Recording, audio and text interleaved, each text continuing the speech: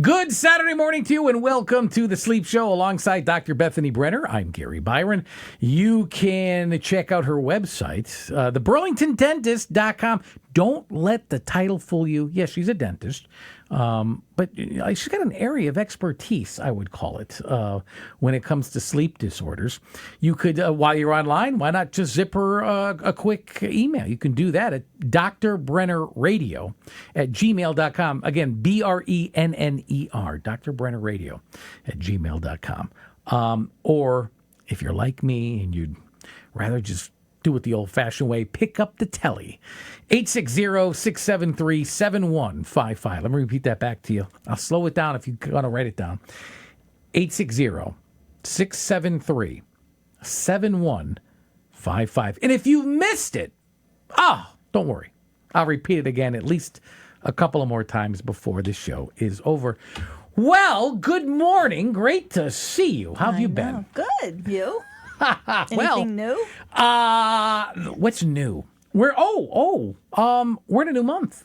Yes, it's March. We are. I know, hard to believe. And I think tonight we turn our clocks ahead, spring ahead. We do. Fall back, spring ahead. So we lose an hour of sleep tonight. Yikes. I know. But it's the weekend. Well, so, it doesn't affect us for a couple of days.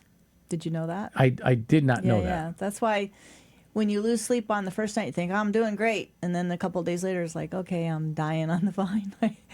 So, yeah. Really? It takes a couple of days, yeah. The body's very good at adapting on short notice. So think about that. Like, when you had the blizzard. Oh, a couple of weeks ago. Yeah, so did you get a lot of sleep that night? You know what I came into the radio station Sunday night. Oh, wow. Because I had to be on the air bright and early Monday morning. Oh, and wow. It was easier to drive Sunday night, right before. It was snowing, but it wasn't really that bad. And good thing I did, because when I looked out, you couldn't even drive. The visibility was poor. The roads were slippery. Good thing I got here. But I just slept on a couch and, no pillow. Oh. And really, you want to know something? I didn't even really sleep. I tossed it. I was like, I couldn't get comfortable. Yeah. It was I look at my watch. It's 1:00 in the morning. I zonk out, and then I'm like, oh, what time is it? I look back up. It's like 1:40. I'm like, oh, that's it. I only slept 40 minutes. So no, it wasn't a good night's sleep. Yeah. And you did okay on the air that morning, right? Yes, but you know what? It's a great point, and you're not the only one that brought that up. You know what I think it is? It's mind over matter. If you know you have to perform, I don't know if it's your adrenaline that just kicks in, and then I'm focused. I've got a job. I've got a responsibility. Right. And I'm getting paid to do this. Right. But you did it. I did it. But I got to you should have saw me at 10 o'clock. Yeah. When I got off and then I'm like, oh, what do I have waiting for me when I get home? Oh no! Now I got to get to my snowblower, and that's in the garage, and that's gonna be yeah. Yeah. Did you get in your driveway? Because the snow is so deep at that point. Yes, I parked on the street. No, that was the first time the first bad storm. I thought that was even worse. I was able to kind of pull it. I have like this old beat up RAV4 that I drive I only drive it for a couple of months out of the year, winter months. If I hit a snowbank, I'm not crying. I don't care. It's not my normal got all-wheel vehicle. Drive on it. Yeah, so Okay. I pull it, and then I was able to get to everything from there. Yeah, I'm not a winter person. How did you handle it?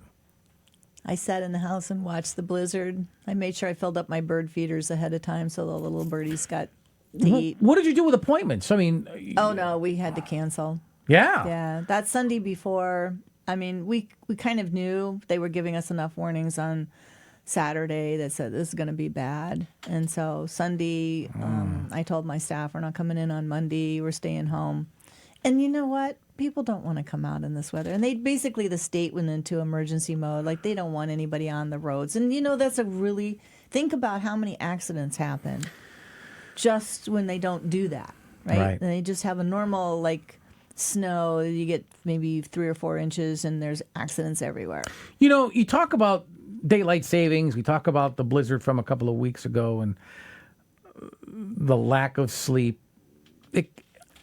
Are there signs? Let me ask you it this way. What signs should we or do we look for when our bodies are struggling with sleep? Okay. So there's a really good question, right? because everybody has a different reaction. Remember, we talked about does our body Everybody's adapt? different. You're right. So some people, they can't function at all. They look like they're drunk. Okay, the eyeballs are rolling back in their head, and I know somebody like that. And their head's bobbing, and they're trying to keep it upright. Right, you can tell they're like on the verge of going to sleep. They're standing up or they're sitting down, but they're crashing. Right. So where's the alarm system? So our body has an alarm system that it sets off. Right, and so. For those of you who have the bobbing head and you're driving a car, that means you should... Oh, no, don't do that. Right, you should pull over, right? You need to find a rest area. You need to pull over and you need to sleep. Yeah, that's Even serious. if it's a half an hour, it's going to be better than having a car accident, right? So one of the things that I typically see, so we're going to talk about the kind of people that I see come in, because pain drives people to the doctor. Would you agree? Okay. Universally. Right. Any pain. Any pain. But if you have face pain, right, most people think, I'm going to go to a dentist, okay? If you have a jaw joint pain, what they call TMJ pain, you're going to go to the dentist. Some of them go to their primary care, and the primary care puts them on what they call soft diet, NSAIDs, which are your Advils and Tylenols, and they tell them to eat soft food, okay? Temporarily? Well, some people do that for months and months. Some people don't understand that should be like a 2-week thing. Now, if you got hit with a soccer ball in the face, okay, I can understand. Well, now we know the cause of it then. Right. That's an injury, right? So, but some people, they've not had that injury, or it hasn't been in close proximity to when they're starting to feel the pain. So, sometimes trauma, which we're talking about car accidents and bad weather, you can get whiplash. You can get hit your steering wheel, right? So those will create some trauma to the face. So we understand the trauma to the face, right? Mm-hmm. We understand the soccer ball in the side of the head. But if you have whiplash and you didn't hit anything, you think, oh, my neck and shoulders bother me, and yeah, I got over that, and I didn't really hit anything, and thank goodness the car wasn't super damaged, but all of this stuff plays a part. Whiplash shows up a year later.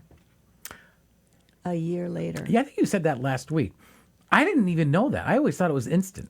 No, because the body goes into adaptation mode. So we're adapting. What are we adapting? So maybe we had a slight shift in the cervical vertebra. Maybe we had some other thing that we did. How did the seatbelt go across our body? Okay? Right. So there's other areas of the body that get injured, and so our posture changes as an adaptation. Okay? Now, you ever see a slinky? You ever get a kink in a slinky? Remember those slinkies we played with when we were kids? I had one. Okay, me too. We all did. Yeah. What happens when the slinky gets bent? Yeah, that's not going to go down the steps. Exactly. It's kind of kinked now. Yep. Right? So it doesn't go down the same way. It still will work, but it doesn't work the same way. And so it's not a smooth transition from step to step, right? Sometimes it'll go a little sideways. Sometimes it will stop. So that's what happens to our spine, right? So we're all connected from the top of our head all the way down to our tailbone, right? And the chiropractors are not wrong when they talk about how important that alignment is. But I'm also going to talk about how your sacrum alignment is really important as well. And you think, what does that have to do with anything? Right. So I took this course, a very interesting course. And as we adjusted the sacrum on these people, their mouth opening changed. Really? Yep. So, and then the instructor told me, he said, okay, Beth's going to go around. She's going to check everybody's range of motion, which is how wide you can open and how you do that. So I was shocked at people who could barely open. After we went through this series of adjustments on their sacrum, they could all open wider.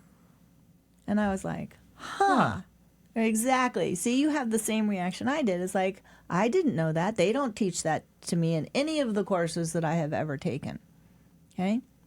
So I thought, well, that's interesting. So once again, Is your seatbelt? Remember the old kind of style cars that was across your hips, like in a plane? When I was a kid, that was the seatbelt in the car. Correct. Just across your waist. But your body still bent and you hit the steering wheel. So now we have the shoulder strap, right? We got one across the waist, and we got the shoulder strap. So we don't hit our face and we don't face plant on the steering wheel or the dash. Instead you got something else coming up. Right, right. So when we're looking at how our body's aligned, I look at posture. Now, people look at me and I'm like, okay, stand over here in the middle of the room. Okay, you stand in a relaxed position because we're not at attention here, right? How do you normally stand? So I look and see where's their head, or did they have a head tilt? Okay, head tilts are very interesting. Where are their shoulders even on both sides? So that gives me an idea about how the curvature of the spine is going. And if I see that their head is forward of their shoulders when they turn sideways, that's a forward head posture. That gives me an indication that we've got airway issues. Okay? So when you're repositioning your body, we're now not in the same alignment. Interestingly, we get the soft palate goes into a different position. We've actually pushed that closer to the spine when we're in a forward head position. That closes off your airway a little more. Huh. I know. And you'd think, what is she looking there in the back of my throat? What is she looking at? Okay, so I look for certain key things. And so some people get symptoms and it's like, oh, so they've got this problem. That usually means I'm looking over here at this area of the body. So when I see the head tilt, okay, I'm thinking C1, C2, okay? Where is their body aligned there? So some people have what we call an atlas, so the chiropractors all know about how you sit on, your skull sits on your first cervical vertebra. And what a lot of people don't know is their bite is the third leg that stabilizes that vertebra. So I tell a lot of patients, I have dentists that don't know that. Well, you're not, I know you're a dentist, but you've taken time on your own life to explore. Right. So I take a lot of different kinds of courses.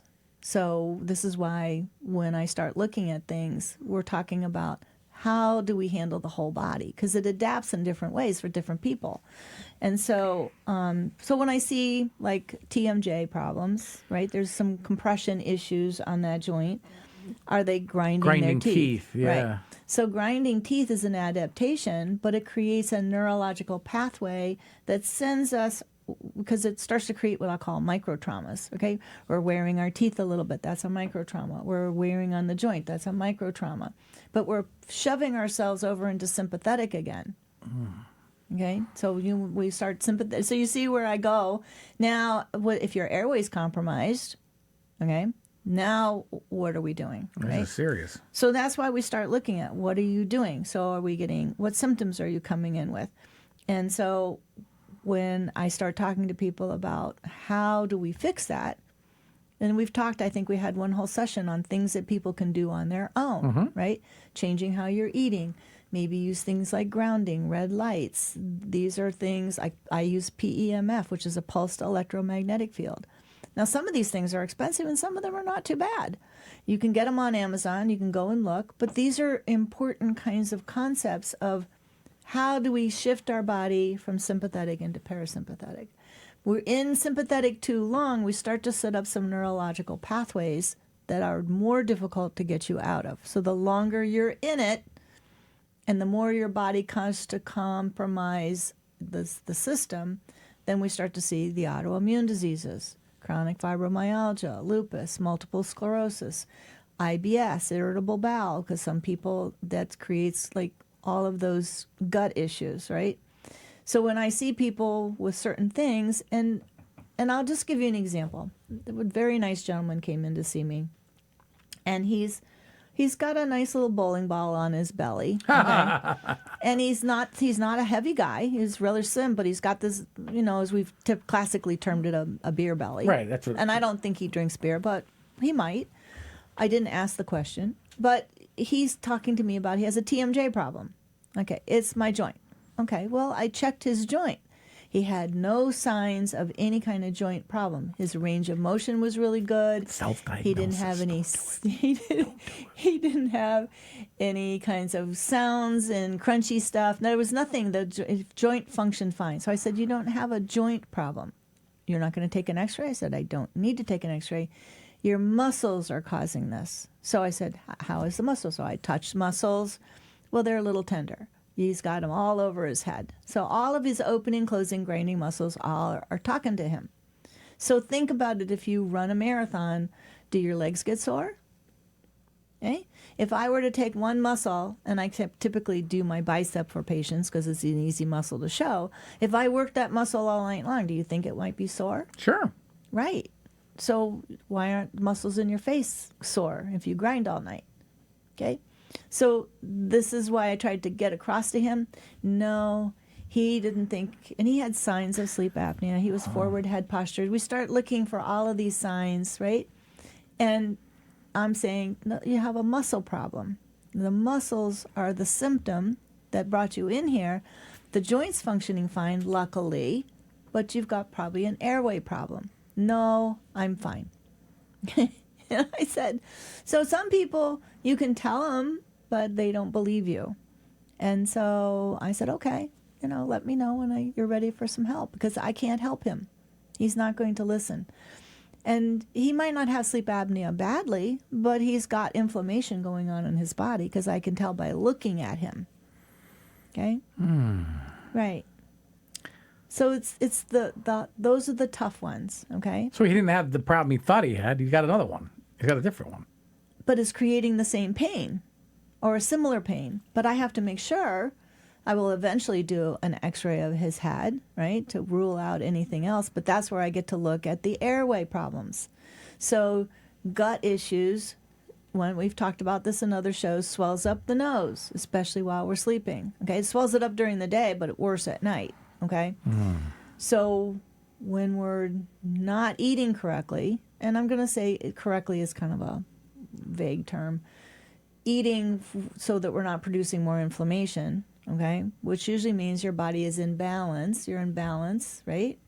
You can eat a few carbs and you're going to be fine, but you eat too many carbs, right? If I ate ice cream every night, and then I've got people that eat ice cream every single day. That's a weakness of mine too. It's all, folks. It's all fat. It's not good for you. It's all sugar. If they put the amount of sugar that they put in there. I know. Maybe once, a couple times a month in the summer, you want to treat yourself. But there was a time years ago I would eat it every night. You can't. No. So I had a lady that we were fixing her sleep apnea, and she had a bowl of ice cream every night. And she would wake up with these headaches, and then. So I said to her, let's try a different snack at bedtime. What do you like to eat?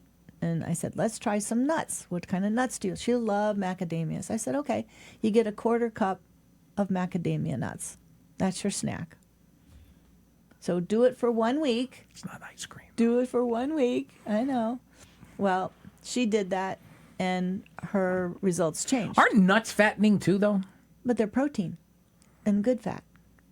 Peanuts?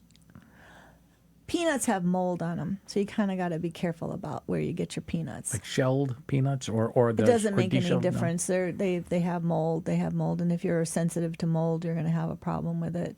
And people think cashews are nuts, but they're not. That's a seed. Oh. Yeah. Hold on, I got to do something really fast. Folks, you are listening to The Sleep Show along with Dr. Bethany Brenner. I'm Gary Byron. You can find her online at theburlingtondentist.com. And write this number down, because in a few minutes, I want you to give her a call, 860-673-7155. Again, 860-673-7155. Go ahead. So we go back to jaw pain. So jaw pain is the alarm system for our body. That's what's going to clue us in that there's something going on, okay? We ignore that. We go, oh, I must have done something. I slept crooked. Oh, I have neck pain. I must have slept. And sometimes we did sleep crooked, all right? We get over it, right? If it's coming back frequently, I'd say maybe, maybe not, okay? I have people that have constant neck pain, right? But they're holding this big bowling ball called your head forward, and for every inch you go forward, that's 10 pounds on your back neck muscles, okay? And so they wonder why they have shoulder pain. They wonder why they have a problem with breathing because we're now compromising that airway. Remember I said for every time you move your jaw forward, that roof of the mouth, that soft tissue gets closer to the spine, Right. and now we're closing that airway off, okay? Yeah, that's when it gets dangerous. Well, I love to sit in airports and watch people when I'm waiting for my flight. And you sit there and I have people that are looking at the floor, they're so compromised, right? And I have others that, they're sitting there playing especially the kids, they're playing on the phone. Yeah. They've all got their mouth open. So I already have all these mouth breathers, right? And I'm like, they're just waiting to have a problem. So we don't typically look at the kids the same way. We think, oh, they're fine, right?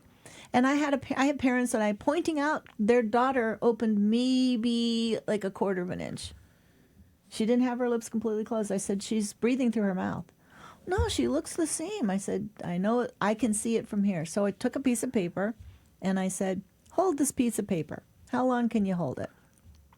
In 15 seconds, the paper's fluttering because her muscles are so weak because she doesn't keep her lips closed. Oh, my goodness. Okay? So it's a test, right? And it's a little test, but it's a test.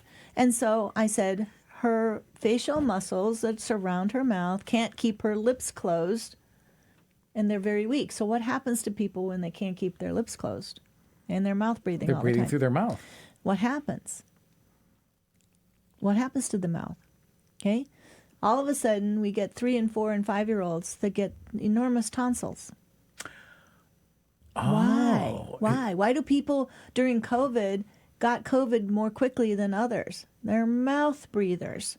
I used to say to all of my patients during COVID, and right before we had the shutdown, I'm like, if you go to the store, because they weren't requiring masks, some people were wearing them, and I said, okay, don't breathe through your mouth when you go into the store, right? Because we all had to go to the grocery store. Yeah, right. Don't open your mouth. Don't talk. You can keep it limited. Breathe through your nose because that nose has so many functions. It's got close to 300 functions of our nose. And one of them is warming the air and filtering the air. And then the chemistry of our nose, because we produce nitric oxide in our maxillary sinuses that kill off germs. So anything that floats through the air, that floats into your nose, and the hairs catch everything, right? So that's why flies don't go up our nose. Just a little thing there. So, but if you suck it in through your mouth, and so I used to think, okay, the motorcycle riders, and you see them going along without any kind of helmet on. I'm like, can you imagine the bugs that smack into their face? Okay. Eyes. Yeah. You gotta wear eye protection, even if it's just goggles. Right. Yeah. But if you're breathing as a person, you're sucking in all the germs in the air straight into your lungs. And what's our only defense in our throat? Our tonsils. Right? And these ENTs take them out. Oh, they're 3 and 5 years old. They got infections all the time. Well, they have a problem breathing, right? There's a problem here with what I call a sleep disordered breathing. They have a problem breathing. They don't fix the problem. They just take out the obstruction. And then they're good for about 3 months, and then it all starts up again. And the studies are out there. The studies are out there. So I want to educate all parents. But you know what? It's really hard for me to battle against the ENTs and the pediatricians who don't see this. So, and peanut butter is one of our biggest things. It's another one of my weakness. Yeah, well, we ate peanut butter all the time. How many kids did you know? Every day. We didn't. How many people did we see that were allergic to peanut butter? Nobody. Right. Now you can't have peanut butter on the plane because there's somebody on the plane with a severe allergic reaction to peanuts. I can go for a Reese's peanut butter cup right about now. That's my weakness, too. Combine that with the ice cream. Forget it. I'm done. So, obviously, these exposure to toxins, your diet overall. I mean, this... So you have to think about what you're eating. If you choose to eat, fine. Just know what you're eating, okay? And we can talk about detoxing, but there's ways to detox. We talked a little bit about that last. Fasting is another way of detoxing, yeah.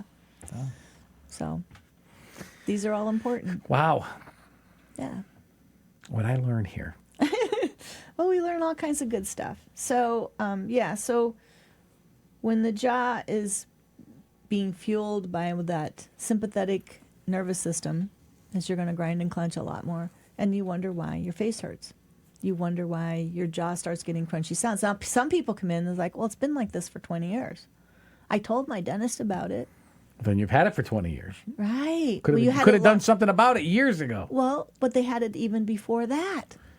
So think about it. It doesn't just start with pain and crunchy stuff. It starts before you get all of that. Better late than never, though. At least you're doing something about it now. So going forward, you'll be fine. So, yeah. Anyway, so we want to make sure that we're watching what we eat, right? And like somebody said, I watch it go from my plate into my mouth. Well, we should always watch what we eat, though. Well, yeah. So this is why I try to tell people, eat organic as much as possible and try to avoid. Now, there's a big thing. I know we have GMO products, so I'm going to take my moment here and say glyphosate is a carcinogen, okay? And they put it in all of our food, and they tell us it's perfectly okay to eat it, okay? So I have a problem with that. And I keep wondering why our illustrious head of our health system, Mr. Kennedy, I wish he would say to them, you can't put the glyphosate, the GMO products into food and give it to people because they don't know. Monsanto. That's what it is. Yeah. All right. I got a minute left. You do? Yeah. Okay. What do you want to talk about? Whatever you like. It's your minute. Whatever you like. Well, let's see. What else could we talk about? Well, we don't have that much time, but you know what I want? I want people to call you. Well, if they're having face pain, so I had a lady this week. Because more people, I think you hit on something a moment ago. Yeah. I think this is going misdiagnosed. I don't think the alarm bells are going off in anybody's head. Exactly. Yeah. So if you see wear on teeth, that's a sign. Okay. Right. And we were taught in dental school to make a night guard. And we know that could be part of the solution as well. We talked about that. 50% of the night guards make you worse. 860-673-7155. I would say call it right now. Call the number right now. 860-673-7155. Online at theburlingtondentist.com. And if you'd rather just zipper over a quick email, you can send it to drbrennerradio@gmail.com. Brenner is Brenner. For Dr. Bethany Brenner, I'm Gary Byron. Thank you so much for listening to The Sleep Show. Until next Saturday morning, have a good one, everybody. So long. Out.